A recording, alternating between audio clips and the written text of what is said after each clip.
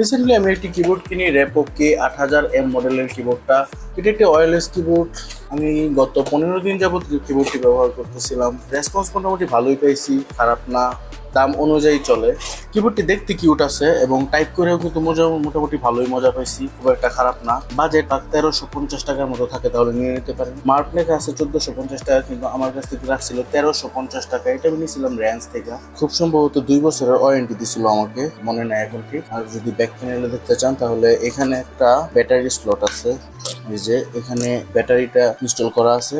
আর এটার সাথে একটা ডঙ্গল দিয়েছিল, যেটা আমি আগেই খুলে ফেলছিলাম। ডঙ্গলটা কম্পিউটারে ইনস্টল করার সাথে সাথে এটা কানেক্ট হয়ে যায় এবং রেসপন্স মোটামুটি ভালোই ছিল। চাইলে নিতে পারেন। যদি আপনার বাজেট 1350 টাকা বা 1400 টাকার মতো হয় তাহলে এটা বেস্ট ডিসিশন হবে। মোটামুটি ভালোই লাগছে আমার কাছে। আর যদি বাজেট একটু বেশি থাকে তাহলে অন্য কিবোর্ড চুজ করতে পারেন। এর থেকেও ভালো ভালো কিবোর্ড পাওয়া যায়, লাইক মেকানিক্যাল কিবোর্ডও চুজ করতে পারেন। ভিডিওটি যদি ভালো লাগে তাহলে চ্যানেলটা সাবস্ক্রাইব করে দিন, আর যদি ভালো না লাগে তাহলে একটি ডিসলাইক করে দিন।